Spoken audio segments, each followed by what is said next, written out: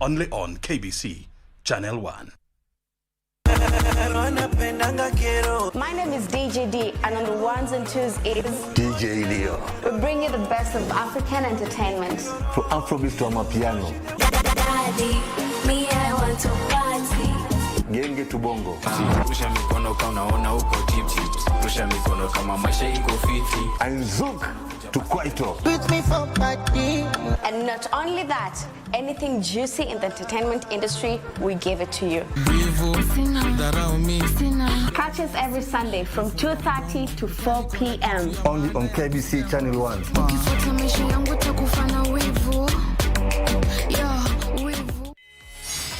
Hello, fabulous ladies. Welcome to the talk show that's all about sisterhood, empowerment, and unfiltered conversation. We will be focusing on women. We believe in women. We are really changing. We are creating a safe space for women to connect, thrive, and share. Just because you're a woman on a bike, you're labeled in a certain way. It's not just a talk show, it's a movement. When they are standing, we need to stand out. From heartwarming tales to hilarious adventures. They could ask me, Catherine, why are you learning? We are turning the spotlight on women who are breaking barriers in their individual fields. You have to have a vision. You are the leaders of Kenya today. Keeping it honest and relatable. Mental health is real. Yes. Where there is no communication, there is no relationship. Join the sisterhood on KBC TV for Dada's show.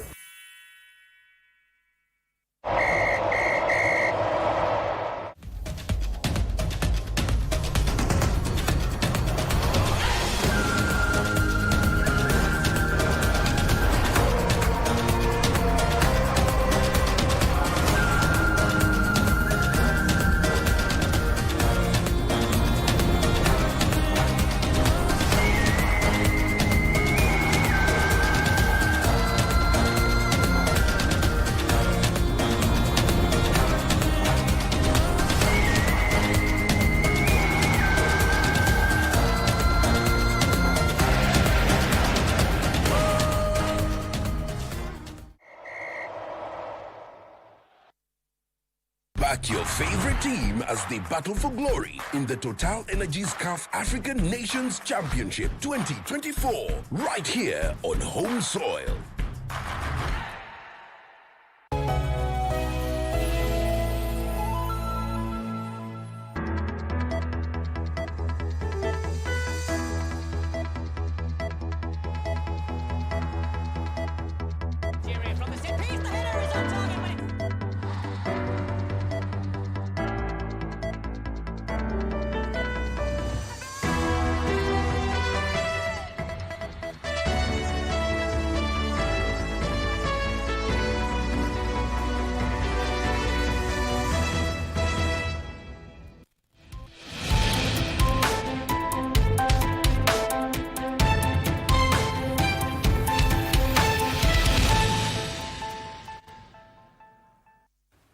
Good afternoon. This is the Lunchtime News on KBC Channel 1. Just to remind you that Chan Eco KBC. And the big question that a majority of sports, especially soccer enthusiasts, are asking is another million shillings, or rather several million shillings, loading for Harambee Stars that is set to square it out this evening. Further details are available in the course of this particular broadcast. I'm Regina, Manyara.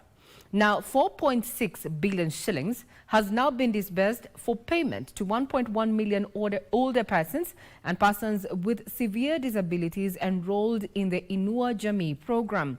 Speaking during a press briefing on the June-July disbursement, Social Protection and Senior Citizens Affairs Principal Secretary Joseph Motari noted that the June cycle payment had been delayed due to a data cleanup exercise, a move to ensure that the money gets to the right beneficiaries.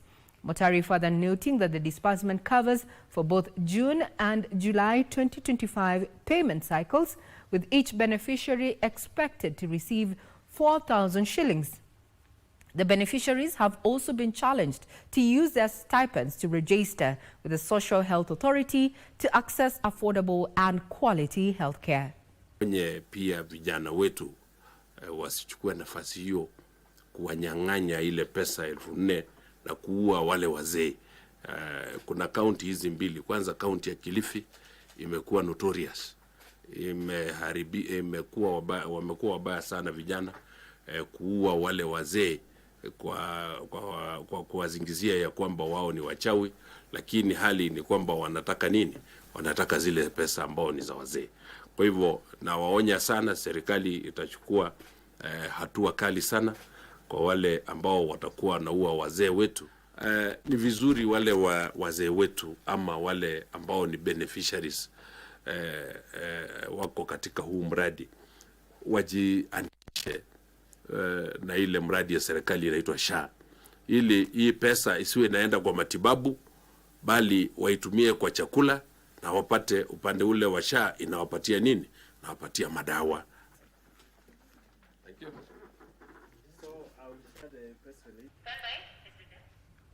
The Business Premises Rent Tribunal has now ordered an urgent inspection of a commercial space, Centeo Plaza, located at the junction of Lenana and Galana Road in Nairobi. The decision comes amid a heated ownership row involving SBS Dunhill Group Limited, owned by tycoon Chris Obure, alongside Ajay Kumar, C. Shah and Martin Nyongesa, an alleged new tenant in the disputed property who claims to be in occupation and that he made investments and currently enjoying what he describes as quiet possession. The inspection order delivered by Honorable Justice Murugi followed an urgent application filed by Chris Obure, who has disputed claims by Nyongesa that he had heavily invested in the first floor of Centeo Plaza. Obure had been ordered by the court to return to the premises on 28th of July 2025 following an earlier eviction, which the court ruled was unlawful in a decision delivered by Honorable Cyprian Mugambi.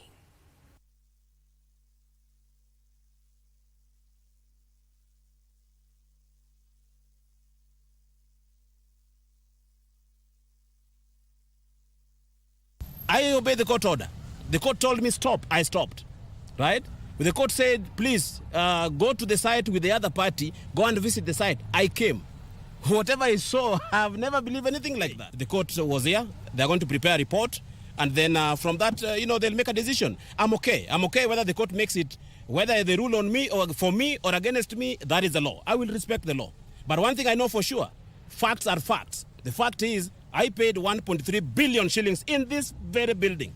Anybody with a contrary opinion should come and challenge me. But let us leave it to the court. The court are making their own decisions. From that, then we'll be able to realize in terms of who is speaking the truth and who is lying. Now, the Independent Electoral and Boundaries Commission has opened the door for the accreditation of voter educators, election observers and media practitioners ahead of multiple by-elections. In a public notice, IEBC says accredited groups will be required to undergo training, comply with legal standards and help monitor the polls, reinforcing civic trust in the voting process. This comes as a growing number of political parties, including emerging outfits, announce plans to field candidates in more than 20 elective positions. Banchumba reports. A week before IEBC releases a roadmap for by-elections to fill 24 vacant elective positions across the country, the electoral body is ramping up its oversight mechanisms. In a public notice, IEBC is inviting organizations to apply for accreditation as voter educators, observers and media actors, part of a wider push for credible electoral processes under the 2025-2026 electoral calendar. Accredited groups will be required to undergo training, comply with legal standards, and help monitor the polls, reinforcing civic trust in the voting process. Meanwhile, political parties are positioning themselves to contest the upcoming polls. The recently launched Equitable Party has announced its plan to field candidates in at least 23 positions across 16 counties, from the ward level to the bicameral parliament. The party, which describes itself as equitable-driven and reformist, is targeting to field candidates in categories of youth, women and marginalized communities. We want to see if we can change the paradigm of politics as just vehicles where people used to get to power. We are going to dwell 80% on development and the 20% are doing politics. IEBC has set the deadline for accreditation applications to September 5th. Observers say the by-elections will serve as a litmus test for the Commission's readiness ahead of the 2027 general election. Ben Chumba, Lunchtime News. Employers have been advised to improve the service delivery techniques of human resource units in the organizations through continuous training programs. The trainings are set to align them with emerging technological trends and changing demands in society. According to the Human Resource Management Professionals Examinations Board Chief Executive Officer Margaret Ngu, the upskilling is key in managing employees in today's workplace that is increasingly becoming complex. She spoke at Mount Kenya University after overseeing more than 100 aspiring and practicing human resource professionals starting their certification exams. The examinations are being undertaken by more than 1,500 professionals across the country. We've been given a mandate by the government to ensure that we certify HR professionals. And so on the side of HR and PEB, we are executing our mandate successfully. For those who are sitting for the exams, they are now becoming very professional. They are moving away from being quacks, for lack of a better word, and they will be certified. And therefore, they will be more valued by the organization. Their opinions, their professional opinions will be more valued, and they'll be valued even by the market. The national government, including IEBC and the Survey of Kenya, is working with Kericho and Kisumu counties to establish an agreeable border to resolve a historical border conflict at Sondu, which has resulted in the killing and enmity between communities.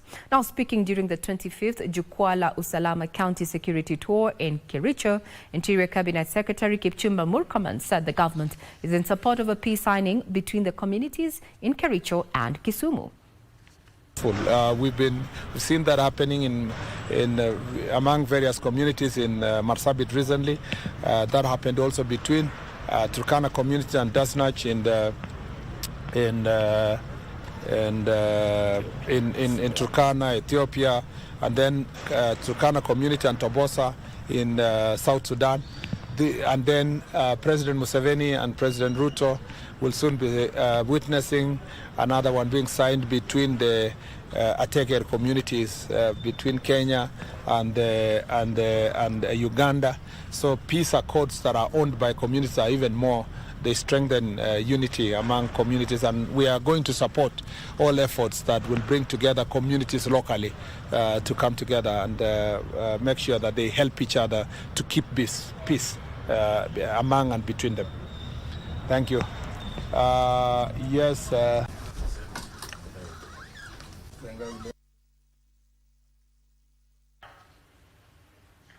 From Kericho, now we head to matters forestry, where the Kenya Forest Service has assured Kenyans that the Karura forest boundary is intact. Chief Conservator of Forest, Alex Lemarokoko, who spoke Thursday during a familiarization tour of the forest, said strong instruments, including electronic fencing and strict surveillance, have been put in place to ensure the boundary integrity of the forest, as amid queries in regard to the state of that particular forest.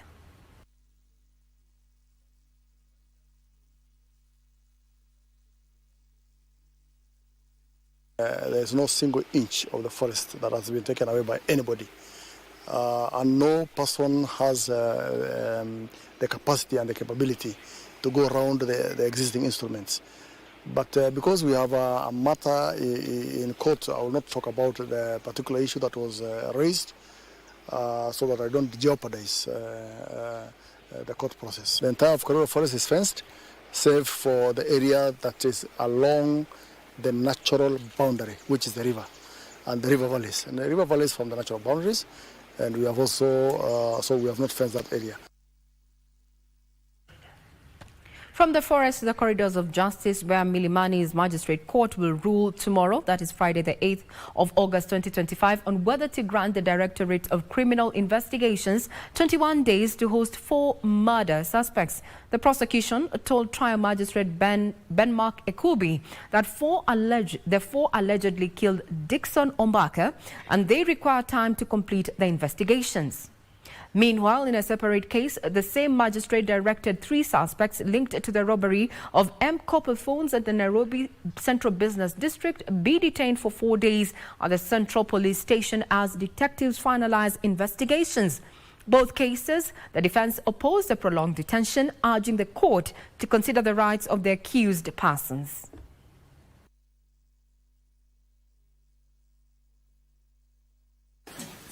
Is that the investigations are not yet complete, Your Honor.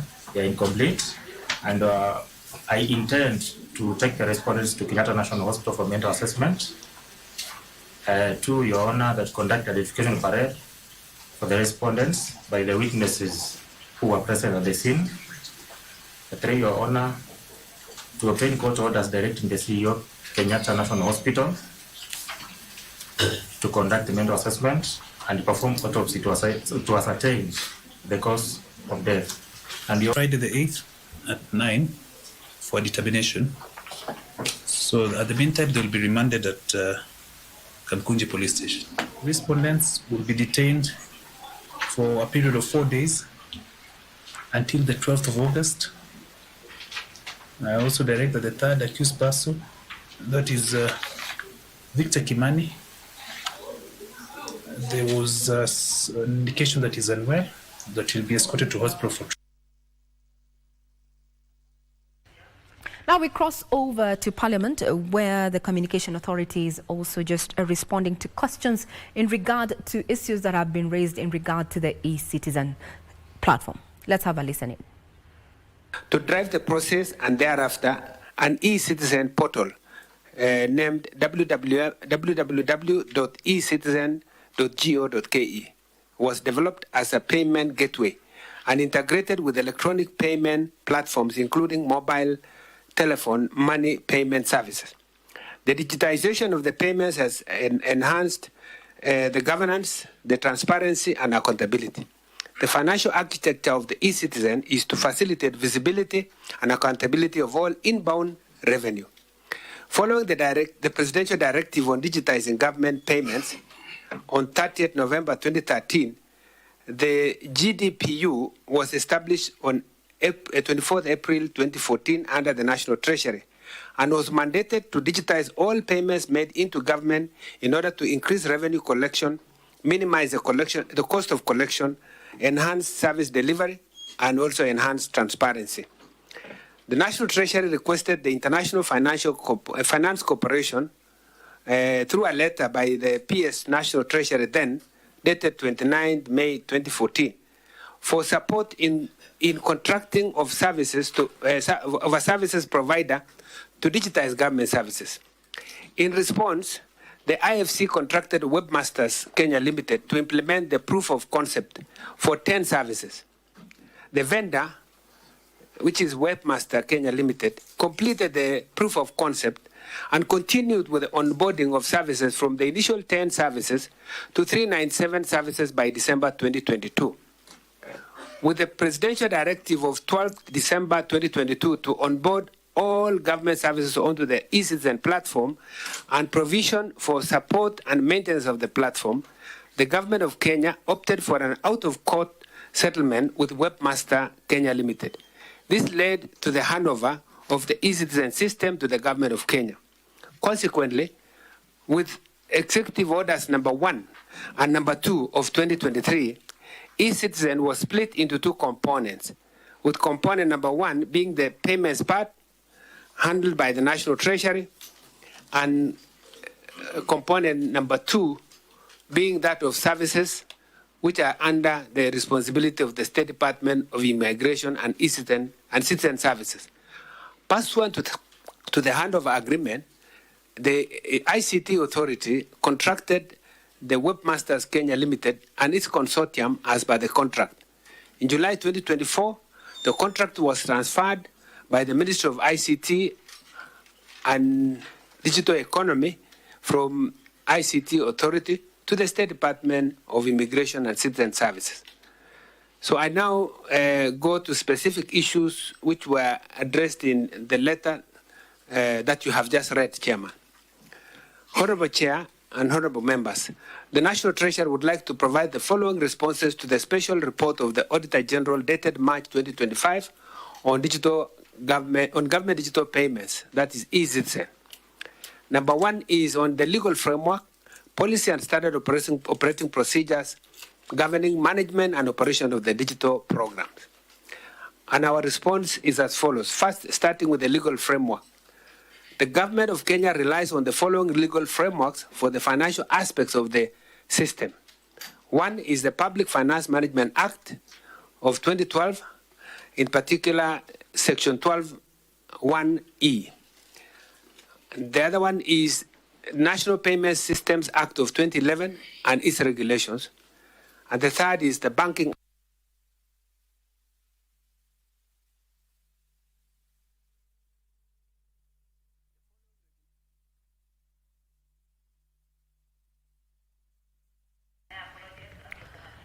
We do apologize for that glitch on that particular session that is currently ongoing. Remember, there's been a lot of conversation in regard to the efficacy of the eCitizen amid allegations, of mismanagement and loss of funds there. What we have seen in that short clip, we have our reporter Abdiaziz Hashim, who is currently in Parliament, and he's going to prepare a comprehensive report for you and the outcomes therein. Those among who are responding is none other than Principal Treasury in charge of Treasury. That's Dr. Chris Kipto there, alongside Belio Kipsang there, who is a CS Education. We're also having just responding to questions that have been raised by the Auditor General. We'll continue keeping tabs on that.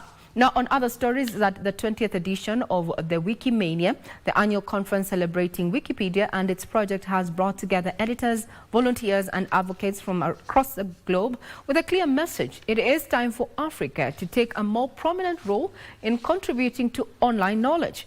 Held in Kenya for the very first time, the conference highlights both the progress made and the challenges that persist in ensuring African voices are adequately represented on the world's largest online encyclopedia.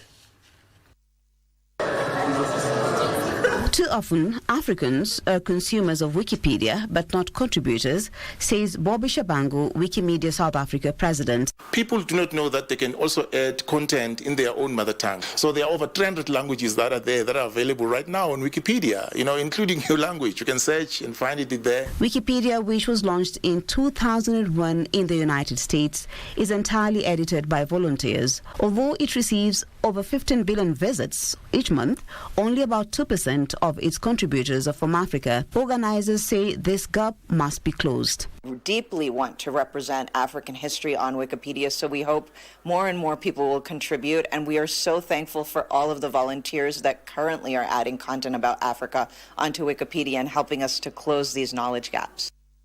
Anusha Ali Khan, Chief Communications Officer, Wikimedia Foundation, emphasized the need for inclusivity, noting that articles and topics related to Europe and North America still far outweigh those about Africa. People all across the world are interested in African history, for example, but we would really love for Africans to be able to shape that history and add their local knowledge and the rich experiences and contexts that only they can talk about onto the platform. In Kenya, the Wikipedia user group Kenya has partnered with universities to create content focused on gender equality, climate change and human rights. The group also promotes editing in Swahili. Recently, we didn't have Ken Walibora's biography in Swahili. Our community members, I was part of the people who translated it to Swahili. The first university we have collaborated with so far is Pwani University. We have done art and feminism there, and we have been trying to see the gaps that are there on Wikipedia about arts, feminism, and all that. Wikimania Conference held an award ceremony to honor individuals and groups making impactful contributions to the Wikimedia. Mariambo reporting for the Lunchtime News. Now, information is not only available in English on Wikipedia, but also in various native languages. Now you know. To politics now. A section of Meru residents have begun collecting signatures to recall North Imenti Member of Parliament Rahim Dawood over what they term as a poor development record. The residents say they have also written to the Independent Electoral and Boundaries Commission, IEBC, to be given a date on when to present their petition to the electoral body. So far, North Imenti MP Rahim Dawood has not responded to the recall intentions. Led by Meru-based lawyer Mugambi Kiogora, the residents claim that the MP has failed to deliver tangible development projects. The residents say they have also written to Independent Electoral and Boundaries Commission to book a date to present their petition.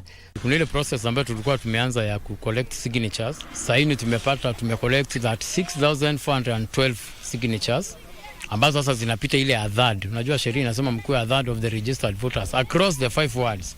Wadi zote watu wamesign across the wards, so wadi zote. Na leo asubuhi nimeenda kwa IBC, nimewaandikia barua na wamereceive, nikawaambia sasa tunaomba watupatie tarehe. So far, North Imenti MP Rahim Dawood has not responded to his recall intentions.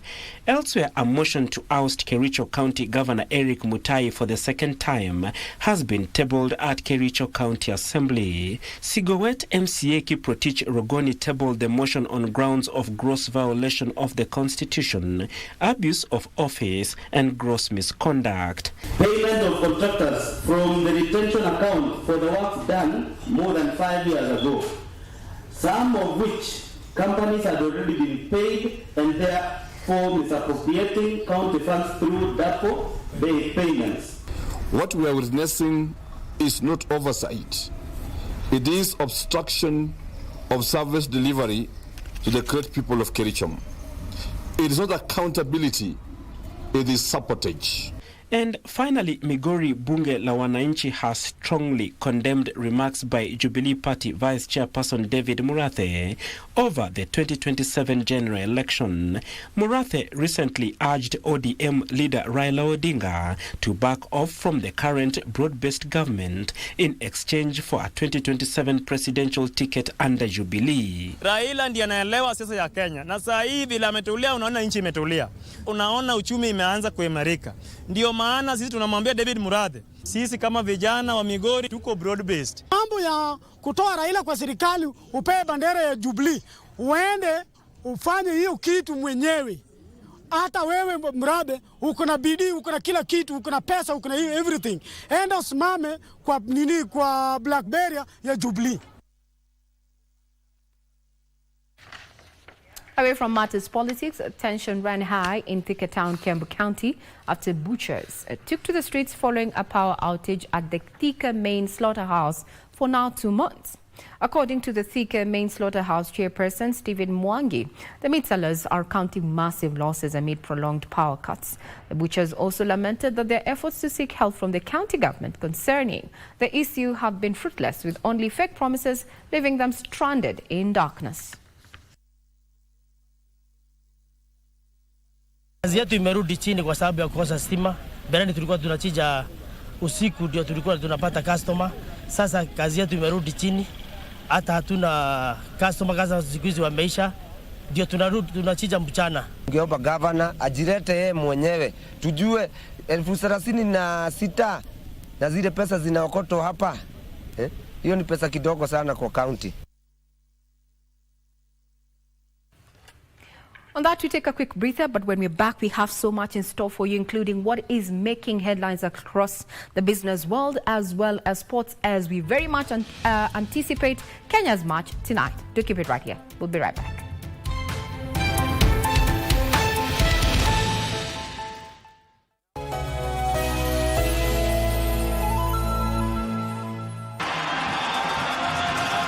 And Lamin Camara with his first career goal. Ni muda wa kuhesabu kwa ajili ya kusherekea fasili na asili ya soka barani Afrika, ligi za ndani na magwiji wasiotambulika. Mangeni Alvin anaichanja ndani, uzuri David!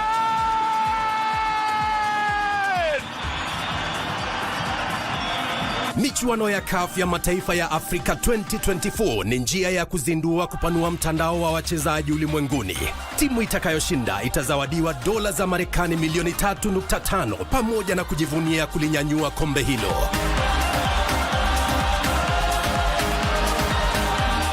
Pata manufaa zaidi kutoka kwa Chan 2024 mubashara na kipute cha kipekee kwenye runinga ya KBC Channel 1, mwenzio wa dhati michezoni.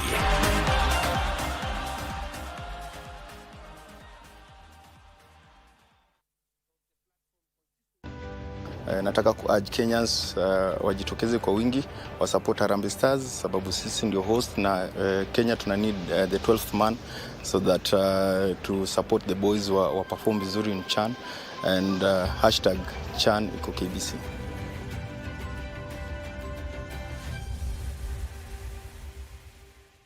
Elimu ni taa, gizani uzaga. Elimu ni bahari isiyokauka zingi. Karibu katika sanaa ya Kiswahili, bahari yenye kina kirefu. Sote tumeandika, hii kweli ni balaa. Bila shaka tunazama na tukiibuka vipaji, talanta mbalimbali ndani ya sanaa ya Kiswahili. Nina neno kwa vijana, mihadarati na pombe, bila madhara mabaya. Kuna bunge la mwanafunzi, uchambuzi wa vitabu na kulizamia swala zima la fasihi. Mchimba shimo huingia mwenyewe. Kwa hivyo unasoma dondoo, alafu unabaini ni fani gani ambayo tunajitokeza. Ipate chemsha bongo bila tafadhali wala kibali. Na si hayo tu mtazamaji.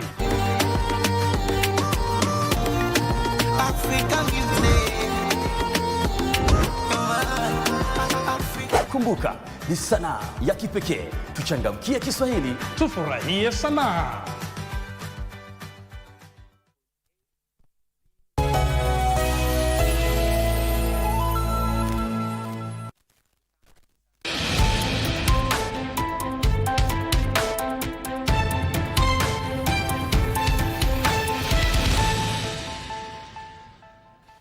If you're tuning in, this is Lunchtime News. I'm Regina Manyara, and my colleague on sign language is none other than Lancer Odingo. And we are keeping you tabs on what is happening across the world as we wait that match that is going to be taking place at 7 p.m. That is Kenya versus Angola. But before then, 2 people died while 16 others sustained injuries after a lorry driver lost control and rammed into vehicles at the Jambili market along the Kisii-Migori Road in Kisii County. Kitutu Central County Police Commander Kanzu Charo confirmed the incident, stating that the lorry, which was ferrying cooking oil, rammed into 2 vehicles and 4 motorcycles. Speaking at Kisii Teaching and Referral Hospital, Kisii Deputy Governor Elijah Obebo, while condoling with the bereaved families, lauded the hospital staff for responding swiftly and attending to the injured individuals. Gari aina ya Tata ambayo ni Kanta iko hapa nyuma yangu iliweza kupoteza mwelekeo, na wakati ilipoteza mwelekeo gari hilo lilienda likagonga magari mengine mawili ya Toyota Prado na ingine Probox, na katika harakati hiyo tuliweza kupoteza maisha ya Wakenya wawili ambao walikuwa wanaendelea na shughuli zao za biashara pale kwenye soko.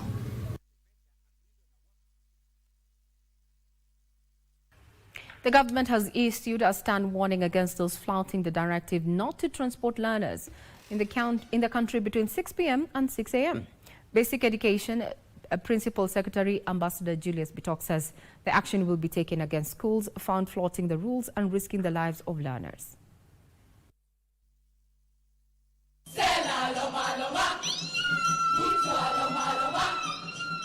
Speaking in Meru County, Basic Education Principal Secretary Ambassador Julius Bitok stressed the directive must be followed by schools participating in the ongoing 97th Kenya National Music Festivals in Meru.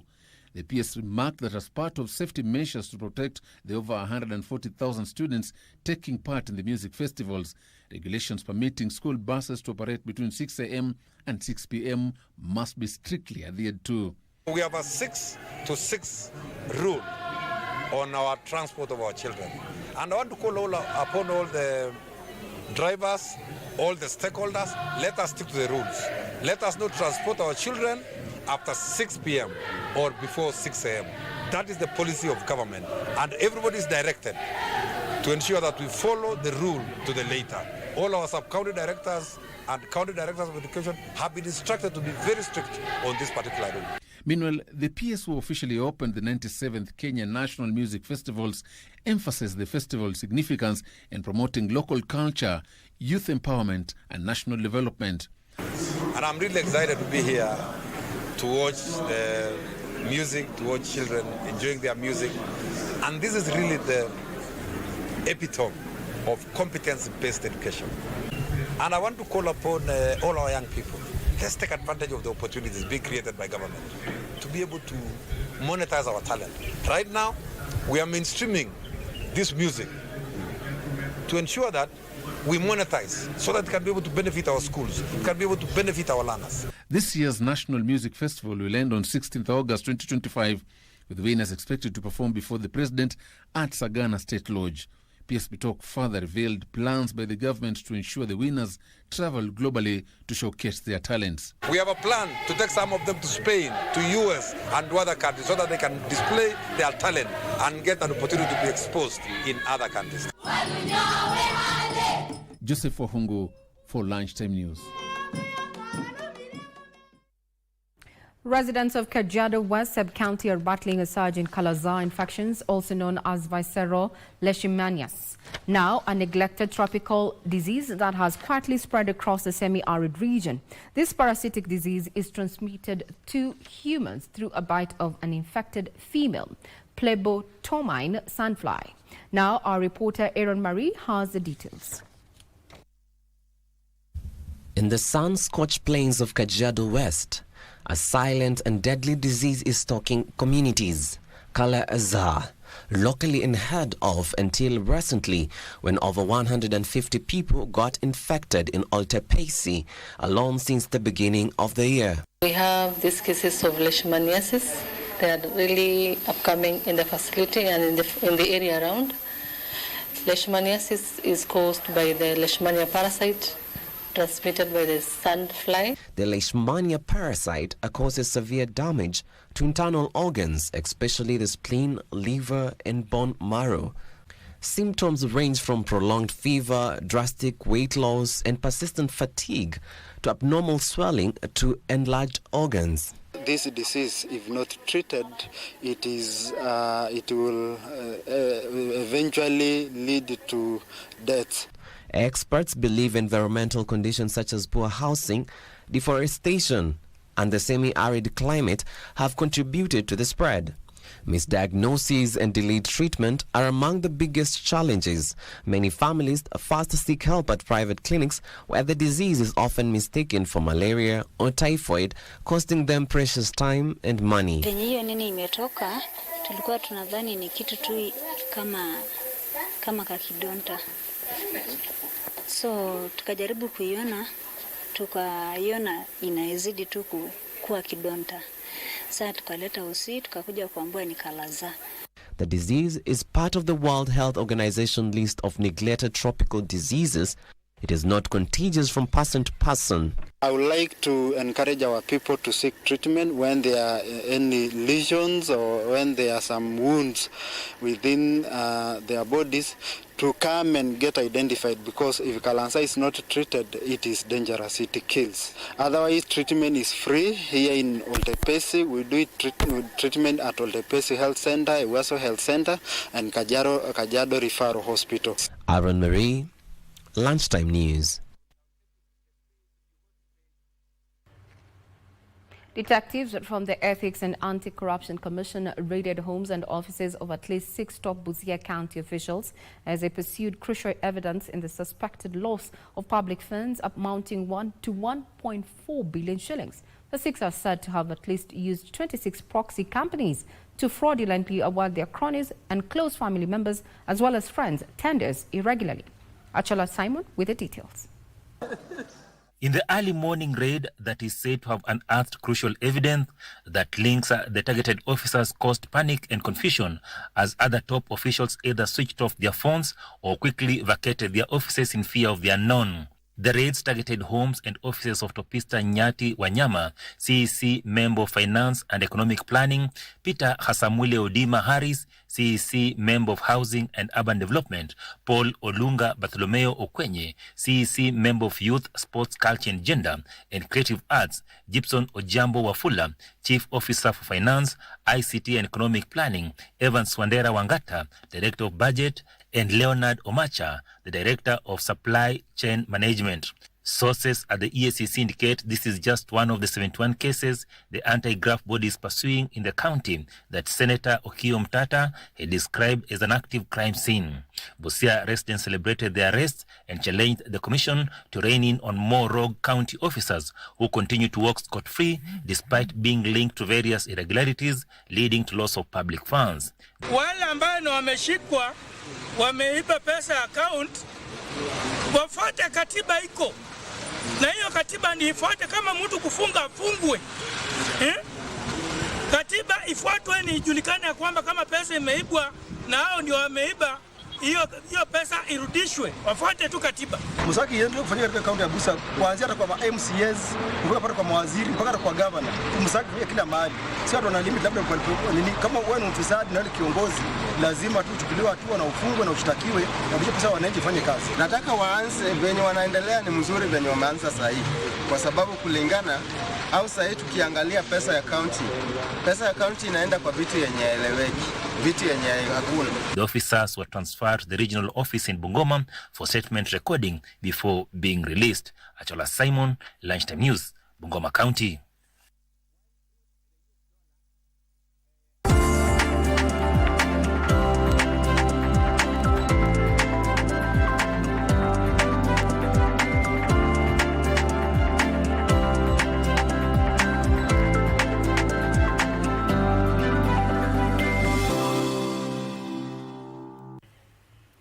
Now to business, technology stakeholders have been urged to increase their innovation to help tailor programs aimed at promoting contactless payment for consumers. Now, Premier Bank Kenya CEO Osman Duale says this will drive secure, inclusive and value-driven banking services. The bank has introduced contactless banking services to deepen innovation and security. But Duale says innovation will, in this partnership with MasterCard, will help deliver secure financial solutions tailored to meet diverse needs of Kenya's population in the wider market.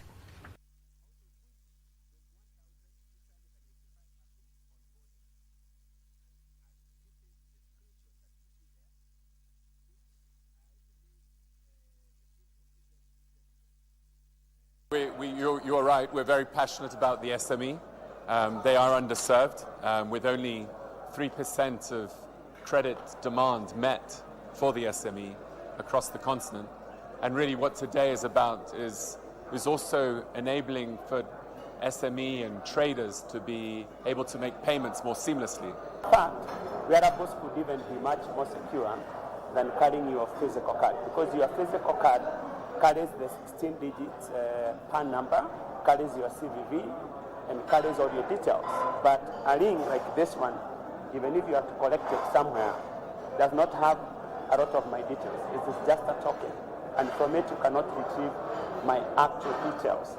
Then they have full access to their bankings through technology, such as the products we have launched today. But that is not to say that we'll fully phase out, branch network.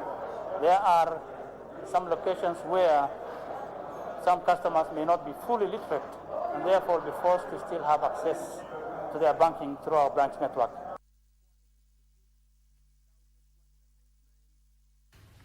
Stanbic Holdings has recorded a 9.3% drop in its half-year net profit to 6.54 billion shillings due to lower interest income and higher operating expenses. Despite the reduced profits, Stanbic Holdings has increased its interim payout dividend to 3 shillings and 80 cents per share, up from 1 shilling and 84 cents per share paid out last year.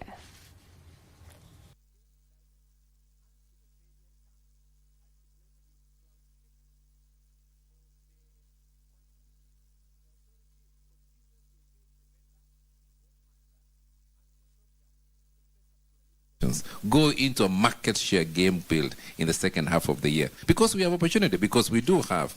There is no point, at 9%, nobody in the industry can act a better play in the industry than us in this second half. So I'm quite excited about where we stand, and our economy naturally will lift itself up with stronger growth momentum, as I've mentioned, and that's a chance for our shareholders in the second half. At this point in time, based on the data that we have, we felt very comfortable that this is the right dividend to pay out to our shareholders. We will make another estimation as we go through the second half of the year, and then at that point we'll make another evaluation on what the final dividend should be to smooth out what again using the same sort of principles of excess capital versus so the balance sheet matters and open. To agriculture, rice farmers in Busia County have embraced dryland rice farming to boost food security and mitigate climate change. The varieties are suited for dry conditions and have low fertilizer demand. Alanako with the details. This is a rice farm, much unlike the normal rice paddies that are irrigated. The rice variety being planted here is adapted to dry land. With changing climate and reducing water availability, the farmers say the variety is easier to plant and yields more rice per acre. Unapopanda mahindi gunia kama umeenda sana gunia kwa weka pengine itakupatia gunia 7 ama 8. Na mchele umepanda vizuri kwa njia mzuri itakupatia gunia 28 25. Na hii mchele unaweza ipandia ile mbolea ya organic ama manyua hii ya ng'ombe. Sasa ukishapanda hivyo unapalilia mara ya kwanza, unamwagia mbolea, unapalia mara ya pili, sasa unaiachilia ianze kazi yake yenyewe sasa kufanya kazi kuu. Researchers are calling on more farmers to take up the drought resilient crop which is suited to dry lands such as Nyapera village in Butula. The crop consumes less fertilizer and thrives on organic fertilizer. Ukiangalia penye tumepanda, upande penye tulikuwa na mbolea mingi, unapata like hata haijafanya vizuri sana. Lakini pahali penye hakuna mbolea, ndio unapanda, it's a very hardy crop, ambapo inafanya vizuri sana. Research is underway on value addition of rice, including rice flour, with Kenyans urged to diversify their diets. Ombi langu tu ni kwa ajili ya Butula sub-county, naomba tu tuletewe hata sisi pia mashini hapa karibu. Alanako, Lunchtime News. Now, hotels across Nairobi are recording as high as 80% bookings as Kenya co-hosts the Africa Nations Championship CHAN. Now, to capitalize on this momentum, the Kenya Tourism Board is offering incentives to encourage participating teams to explore attractions across the country.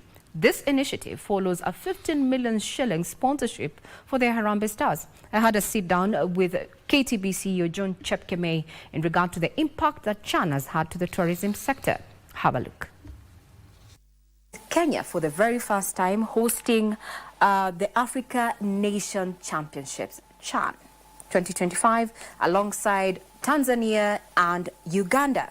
These matches are already running, so it marks a major sporting milestone, a compelling intersection between sports tourism, tourism, and ecotourism.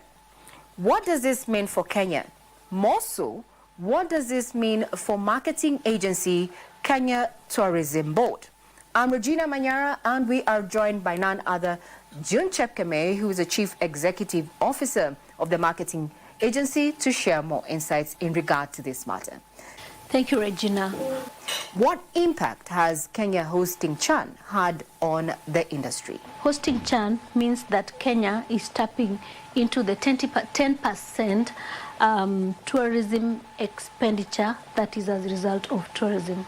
According to UN Tourism, 10% of the global tourism spend is actually through sports tourism.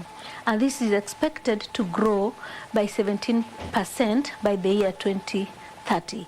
So hosting CHAN for a country like Kenya that is a leading tourism destination in the region is a strategic positioning to reap the benefit that come with sports and tourism. So how are the numbers looking like in as far as accommodation is concerned? As you may be aware, most of our trains to our coast are full. The flights are full. You're struggling to get a bus. This is our busy season, the busiest season of tourism in the country. It's the season of wildebeest migration.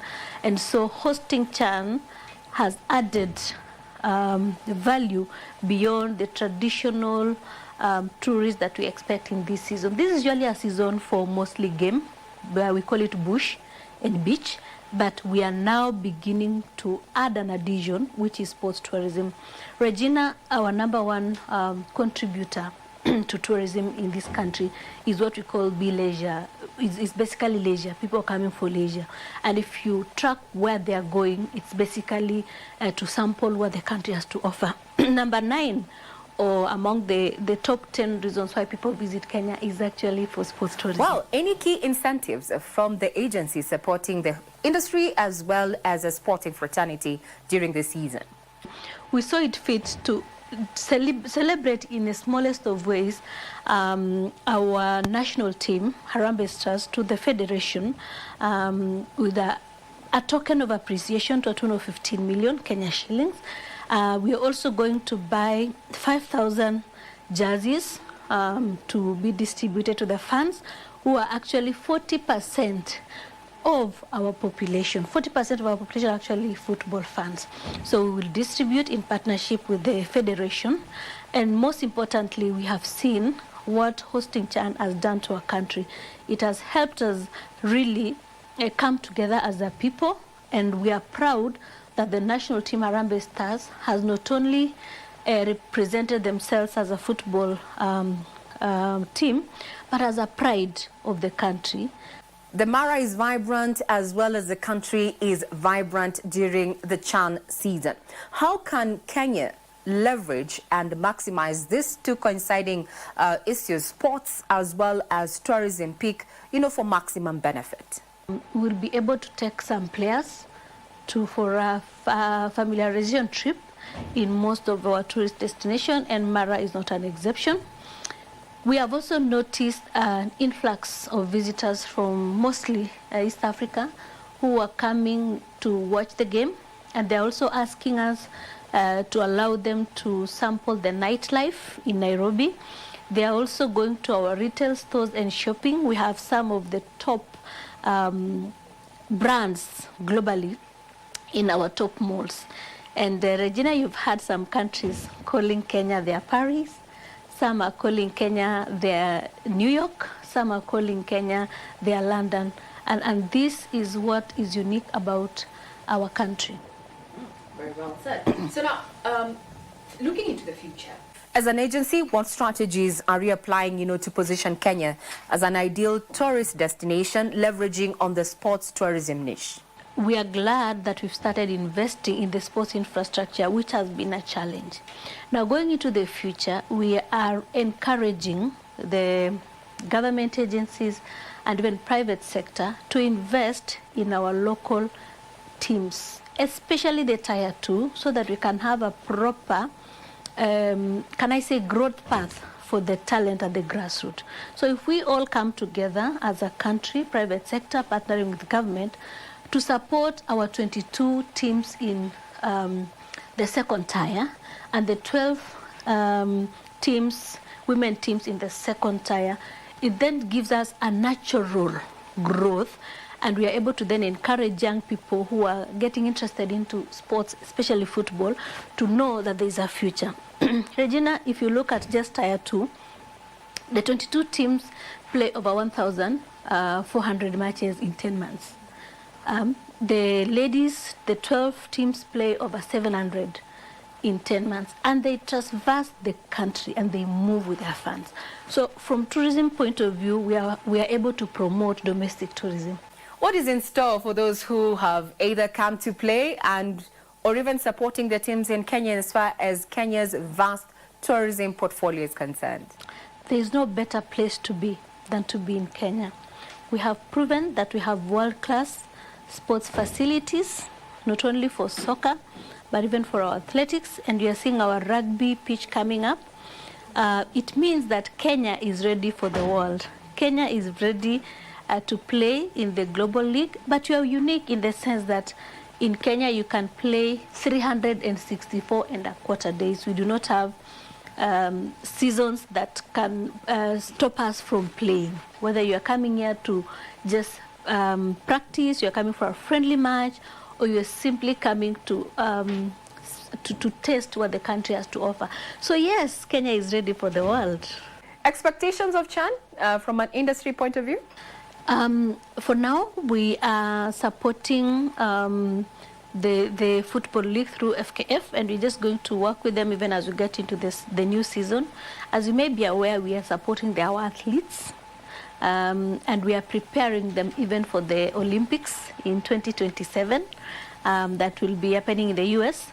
We are already working closely, and you are aware, with our golf team to just ensure that we are prepared for the next big thing in the golfing fraternity. We continue to support clubs, and recently we had a meeting with all the clubs in the country to then begin to package golf nights for tourists, because it's also a growing segment that has huge expenditure. Just if I could go back to soccer or football, an average football fan spends $1,500 when they come to your country.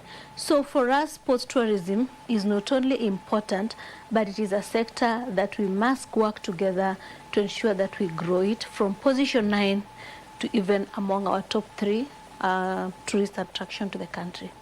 Parting shot, Madam CEO? If you're looking for a place to visit, Kenya is the real deal. Don't miss out on meeting even just the people of Kenya and engage with our over 50 million smiles.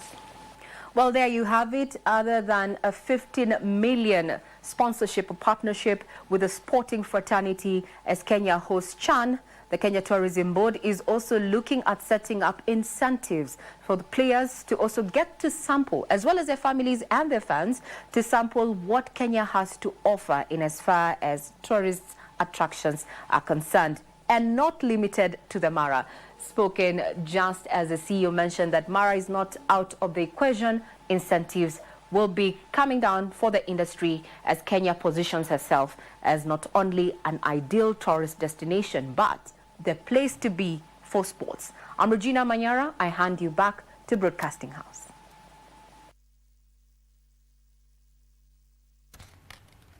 Kindly do not get confused. So when we are not presenting to you the news, we are out there sourcing that news. That was an exclusive interview there with the CEO of marketing agency Kenya Tourism Board in regard to the impact that the Chan being hosted here in the country. We know it's also being hosted in Tanzania and Uganda, but what impact is it having overall in the economy in various sectors, including tourism? As you've said, $1,500 is what a sports enthusiast, either a player or someone just following up on the sport, spends whenever they visit any country. Can you imagine the ripple effect in as far as jump-starting the economy? We'll keep tabs on that. Remember, Chan Eco KBC, and we have so much more in store for you. Remember, Kenya and Angola are going to be squaring it out this evening at 7 p.m. Make your way to the stadium. But we'll be giving you details in regard to what to expect. But then before we close matters business, let's look at how trade is looking across the East African region, where the government is set to roll out a comprehensive survey aimed at identifying micro, small and medium-sized enterprises and the sectors they operate in. The findings will help shape targeted interventions and improve the policy environment for small businesses.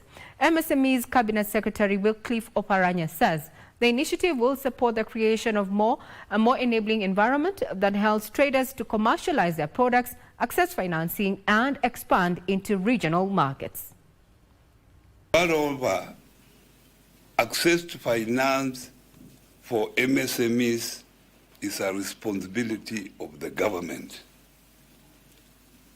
because this particular sector has not been attractive to commercial banks because of the interest rates. Access to the market is one of what we are going to do to make sure that this market of the East African community of 300 million people we are able to access, despite, of course, some of the barriers being created by some of our partner states.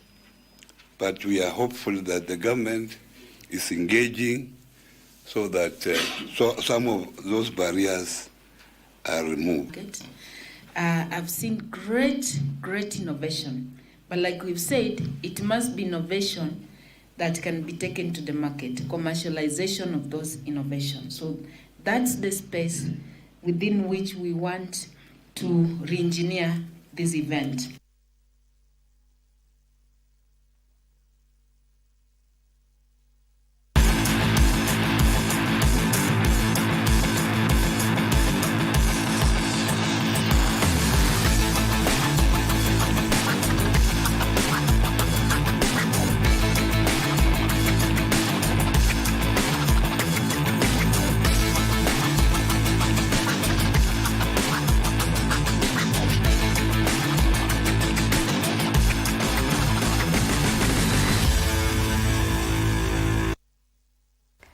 Welcome back. Now, sports. Burkina Faso registered their first win in the African Nations Championship after a 4-2 victory over Central Republic of Africa in a thrilling Group B clash played at the Benjamin Mkapa Stadium. Meanwhile, Tanzania secured a late 1-0 victory over Mauritania, boosting their chances of getting to the quarterfinals.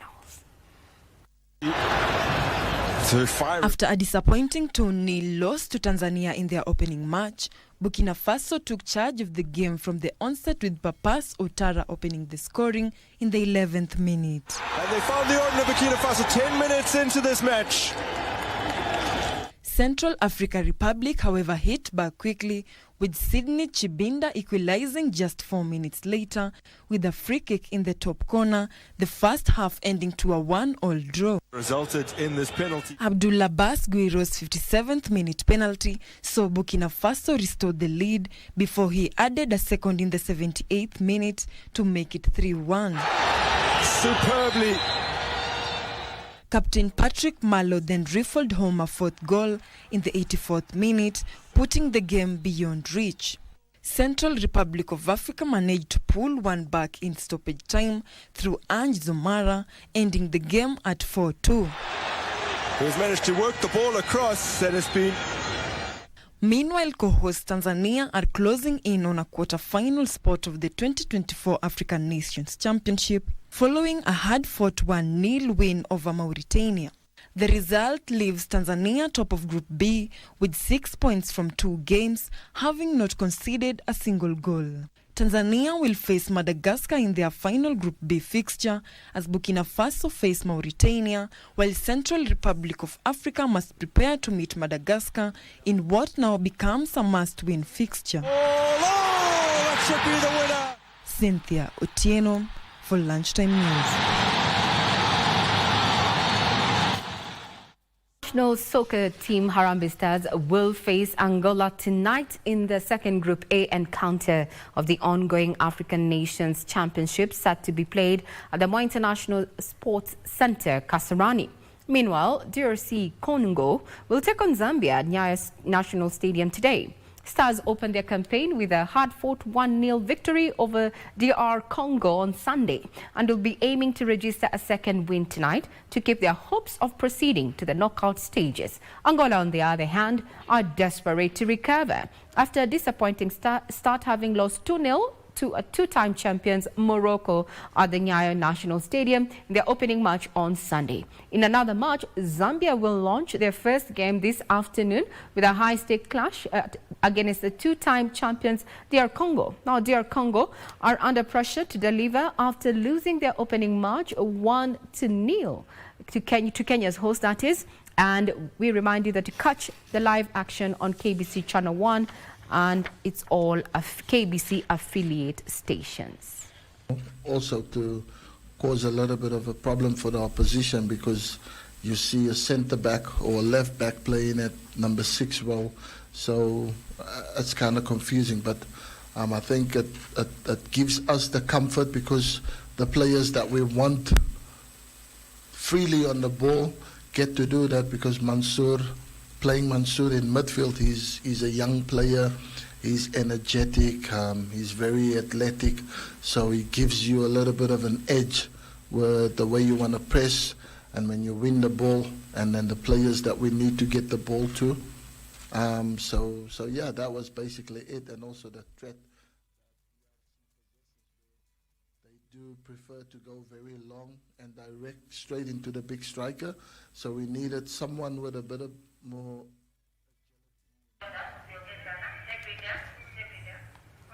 It's a wrap, so you are spoiled for choice, but being a patriot, we are definitely going to be rooting for our national teams. That is Harambee Stars as they square it out with Angola at 7 p.m. And we're also going to be having DR Congo square it out at 4 p.m. with Zambia. Take your pick. Just remember, Chaniko KBC. Have a pleasant day ahead. I'm Regina Manyara.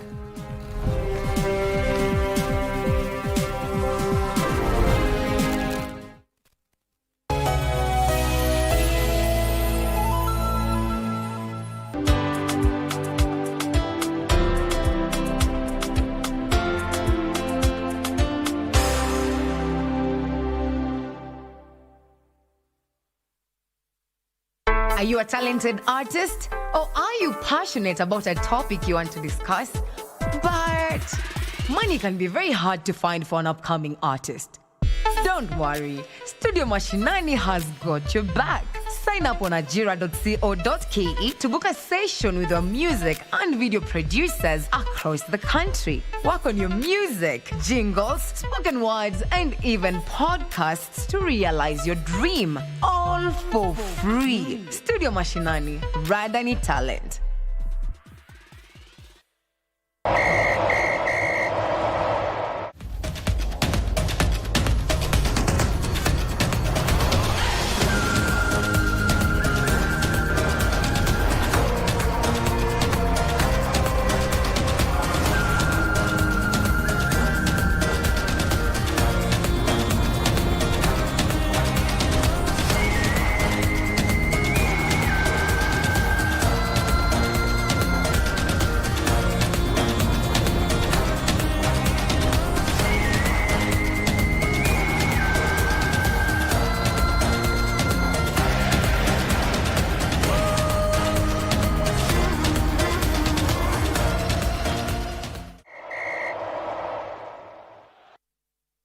Back your favorite team as they battle for glory in the Total Energies CAF African Nations Championship 2024, right here on home soil.